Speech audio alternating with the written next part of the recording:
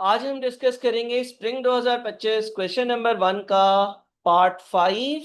और इस पार्ट 5 में कैपिटल एसेट प्राइसिंग मॉडल, जिसको हम कैपिम कहते हैं, वो टेस्ट हुआ है। कैपिटल एसेट प्राइसिंग मॉडल एक तरीका है जिससे आप कॉस्ट ऑफ इक्विटी की कैलकुलेशन करते हो। इसको थोड़ा सा अगर रिकैप कर दें तो इसको आप मुख्तलिफ तरह से लिख सकते हो। एक तरीका है R E is equals to R R F plus beta multiplied by R M minus R R F. अच्छा, अब यहाँ पर जो मुख्तलिफ चीजें हैं उसमें से आर ई क्या है? कॉस्ट ऑफ इक्विटी है। आर एफ क्या है? Risk free rate of return है।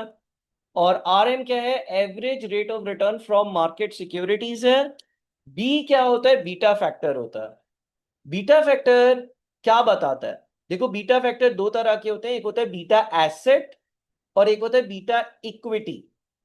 बीटा एसेट कंपनी के बिजनेस रिस्क को रिफ्लेक्ट करता है।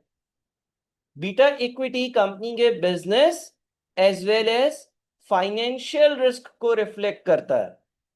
जनरली हम इस फॉर्मूले में बीटा इक्विटी यूज करते हैं। कुछ एक्सेप्शंस हैं बीटा एसेट की, वो अभी हम डिस्कस नहीं करेंगे। बीटा इक्विटी इसलिए यूज करते हैं कि आपका बीटा जो है वो आपकी कंपनी के फाइनेंशियल और बिजनेस रिस्क दोनों को रिफ्लेक्ट कर रहा हो। अच्छा, कुछ क्वेश्चंस में आपको मार्केट रेट ऑफ रिटर्न और risk free rate of return दिए हुए होंगे। कुछ क्वेश्चंस में आपको रिस्क प्रीमियम दिया हुआ होगा।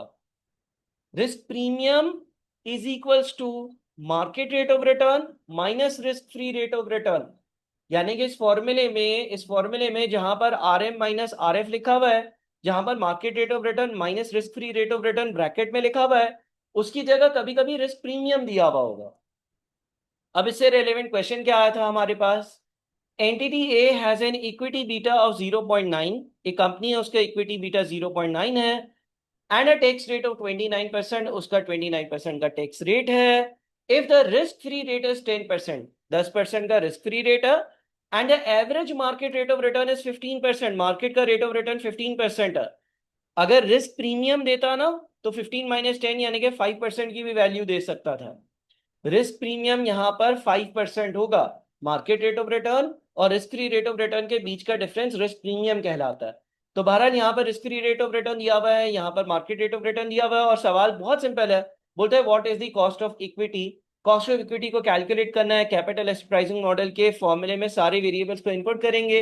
Risk free rate of return यानी कि 10% प्लस 0.9 यानी कि beta equity multiplied by market rate of return minus risk free rate of return यानी कि 15 माइनस 10%। इसको सॉल्व करेंगे, हमारा आंसर 14.5% बन रहा है। सो एक सिंपल सा स्ट्रेट फॉरवर्ड क्वेश्चन था और इसको हमने डिस्कस किया। अपना ख्याल रखिएगा और मुझे व्हाट्सएप पर जरूर तंग करिएगा अगर कोई भी सवाल हो। Thank you.